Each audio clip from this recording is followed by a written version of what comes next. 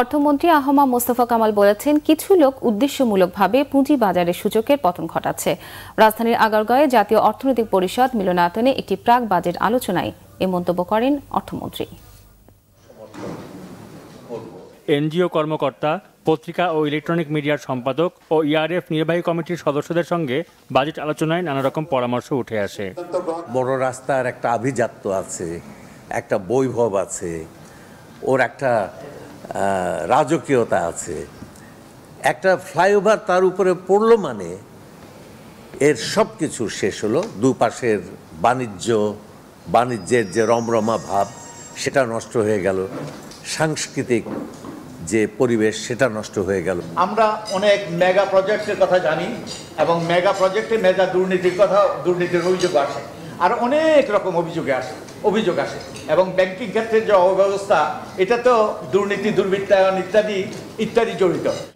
Bank ব্যবস্থা ও পুঁজিবাজারের ধারাবাহিক কেলেঙ্কারির রাশ টেনে ধরার পরামর্শ দেওয়া হলে অর্থমন্ত্রী নিজেই আশঙ্কা প্রকাশ করেন, এখনও কারসাজি চলছে পুঁজিবাজারে। সামনে বাজেট, এই বাজেটে পুঁজিবাজারের উপরে কিছু না কিছু প্রণোদনা থাকবে। সুতরাং এখন শেয়ারের দাম বাড়ার কথা, এখন তো কমার কথা নয়। তাহলে এখন কমছে, কেন কমাচ্ছে?